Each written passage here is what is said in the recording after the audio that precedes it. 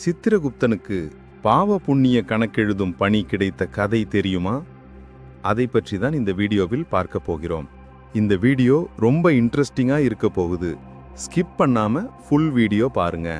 வாங்க வீடியோக்குள்ள போலாம். சித்திரா பௌர்ணமி தினத்தில் சித்திரகுப்தர் அவதரித்ததாக சொல்லப்படுகிறது.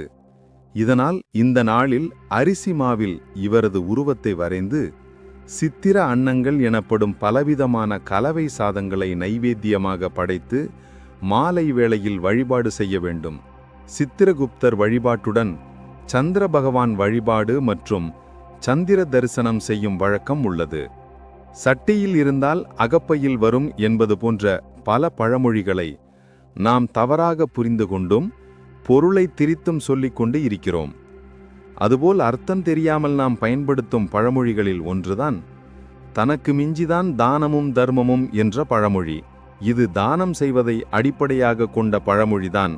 ஆனால் தன்னுடைய தேவைக்கு வேண்டிய அளவிற்கு பொருளை வைத்துக்கொண்டு மீதம் இருப்பதை தானம் செய்ய வேண்டும் என்பதுதான் நாம் புரிந்து கொண்ட அர்த்தம். ஆனால் இதன் உண்மையான பொருள் தன்னுடைய தகுதிக்கும் மிஞ்சி தான தர்மம் செய்ய வேண்டும் என்பது ஆகும். இதற்கு சித்திரகுப்தரின் கதையை, அவருக்கு பாவ புண்ணிய கணக்கெழுதும் வேலை கிடைத்ததற்கான கதையை உதாரணமாக சொல்வார்கள். சித்திரகுப்தர் செவ்வாய், வெள்ளி மற்றும் ஞாயிற்றுக்கிழமைகளில் வரும் சுக்கிரஹோரையில் மகாலட்சுமியை பக்தி சிரத்தையோடு பூஜை செய்து வழிபட்டு வந்தார்.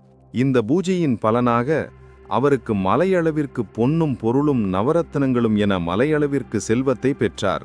அள்ள அள்ள குறையாமல் லக்ஷ்மி கடாட்சத்தால் கிடைத்த செல்வத்தை தனக்கென ஒரு கடுகு அளவிற்கு கூட பயன்படுத்தி கொள்ளாமல் அனைத்தையும் தான தர்மம் செய்தார்.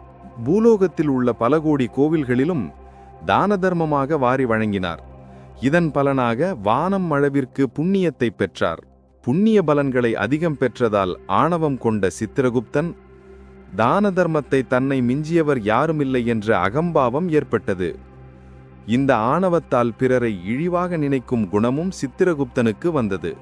அவருக்கு பாடம் கற்றுக் கொடுக்க எண்ணிய மகாவிஷ்ணு சித்திரகுப்தரை பிரம்மாவிடம் ஒப்படைத்து பூலோகத்தில் உள்ள கோவிலுக்கு தான தர்மம் வாரி வழங்கியதால் பிரபஞ்சத்திலேயே அதிக புண்ணிய சக்தியை சித்திரகுப்தன் பெற்றுள்ளார்.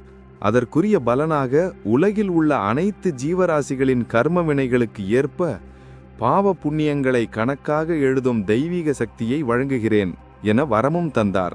திருமால் தனக்கு கொடுத்த வரத்தால் மகிழ்ந்த சித்திரகுப்தன் மகிழ்ச்சியுடன் தனது பணியை துவங்கினார். முதல் வேலையாக சித்திரகுப்தனுக்கு கொடுக்கப்பட்டது ஒரு பிச்சைக்காரனின் தான தர்ம கணக்கை எழுதும்